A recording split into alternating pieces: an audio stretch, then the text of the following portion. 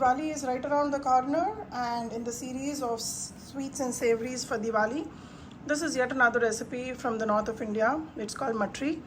Matris can be made in circular form or like me, stripes. It's easy to dunk it in the chai and have it. Let me show you how to prepare this in my style. I've taken the KitchenAid stand mixer jar. I have 1 cup of whole wheat flour. With this, I'm going to add 1/4 cup of Besan, which is chickpea flour, cup of Sooji, which is rava. For this measurement, add 1 teaspoon of salt, 1/4 teaspoon of turmeric powder, half a teaspoon of carom seeds, which I'm going to just crush between my palms and add it.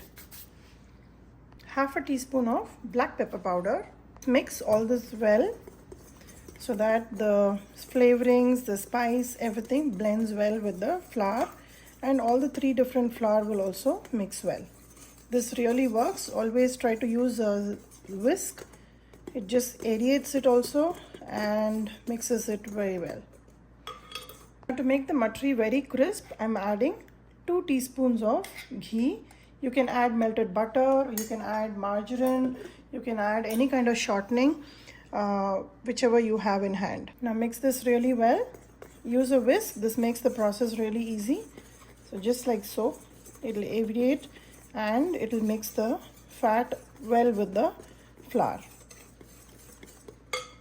Along with all of this, just add maybe 1/4 teaspoon of Kalongi. Gives a very achari flavor, a pickle-like flavor. This is totally customizable. You can add or remove any of these flavors to your taste. You can even add chili flakes, cumin seeds, fennel seeds. So this is a combination that I really like. I'm going to now knead this dough into a medium soft consistency, and I'll tell you how much water I have used here.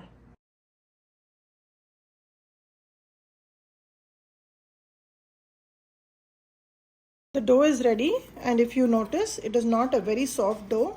It's not a very hard dough either. So you can just create light dimples on it and it will not bounce up. This is how it should be. I'm going to allow this to rest for about 10 minutes.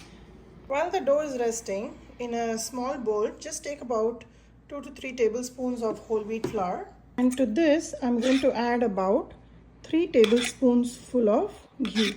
Actually, it's teaspoon, 3 teaspoons of ghee. And with the help of a whisk, I'm going to make a nice and thick, creamy paste out of this. And whisk it so that it becomes nice and creamy and it aerates really well. And this is the slurry we're going to apply in between the layers.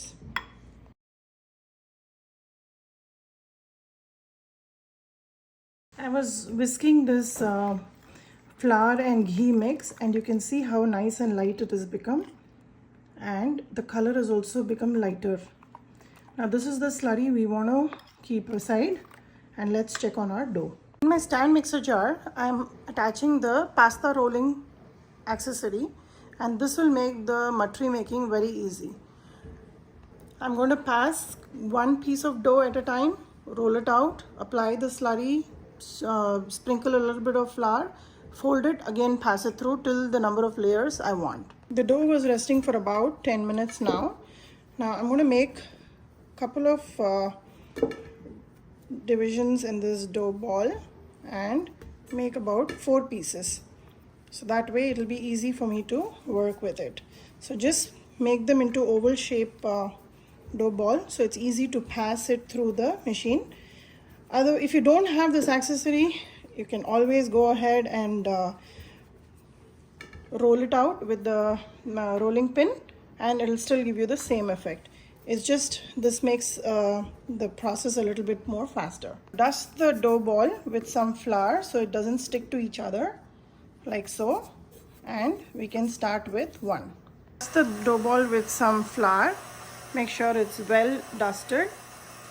Just flatten it out with your hands a little bit. I've set it up at 7, which is the second thickest level, and you can see that the matri is getting flattened out and coming out. I'm going to work on my counter itself, so just make sure your counter is nice and clean. Take a little bit of the slurry, apply it on the rolled out sheet. just make sure you spread it well, because this is what is going to create the layers. And then dust some flour and fold it like so, and we're going to pass it through the machine again.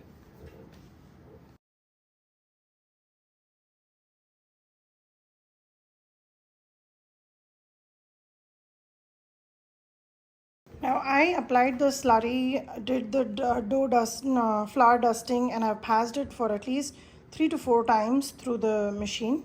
Now I'm going to cut the matri into strips. I'm just keeping it as a 1-inch strips, and if you're very particular you can cut out the edges, but I like the rustic looking matris.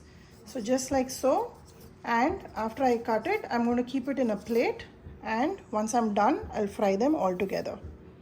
This is fairly very easy preparation, and you can add any kind of flavors. If you don't want to add the spices, you can even put green chilies and ginger paste and also prepare this dough. Let me show you one of the dough balls by rolling it out and not using the machine. So just make sure you dust the flour and roll it out. Roll it as thin as possible, and then we'll apply the flour and ghee slurry. Don't apply too much, otherwise it will be hard to fold. It'll all start leaking from the sides. So just enough, just spread it out. And every layer that we apply the slurry, it will open up when we fry it up. So dust some wheat flour, fold it. This is, each fold is another layer. Again, a little bit of slurry just to open it up and make it very crispy. Some more flour.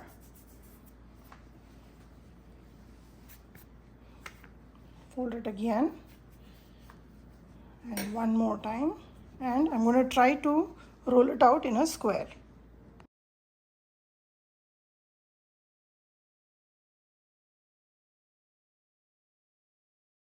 All my matris are ready. They have been rolled out, they're cut. And if you see each and every piece, it's not very thin. So these are about 1 to 2 millimeters, and you can easily see the layers that we created with the slurry. Now I'm going to heat up some oil, and the oil should not be very hot, because we want the heat to gradually open each layer in this matri. And let's start frying.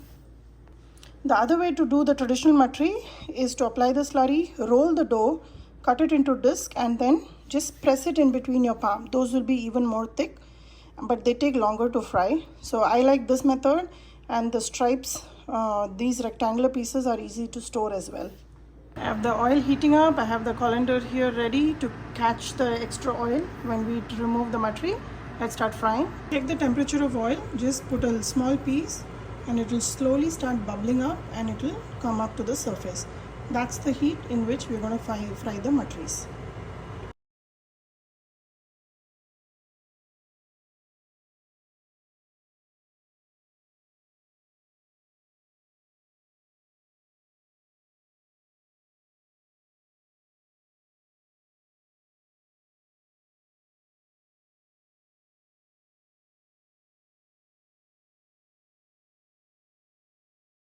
Very few ingredients. I've got a jar full of matri to enjoy with tea or coffee. Prepare this dish, share it with your friends and family during Diwali. This is one another recipe that I've shared with you. Matris can be either in the shape of a stripe or a circle. It tastes the same. You can add many different kind of flavorings to your taste. I've added few that I really like. Let me show you how crunchy these are. Look at that. It just breaks like a biscuit. Unlike namak para, matri is a little bit on a thick side. So take your time to fry it. Don't rush it. Don't keep the flame too high. Keep it on a medium, and make sure you fry it till they are golden brown. The salt proportion is perfect. Do not add more than 1 teaspoon. Otherwise, it will totally spoil it. Enjoy this matri with tea and coffee, and let me know how it turned out for you.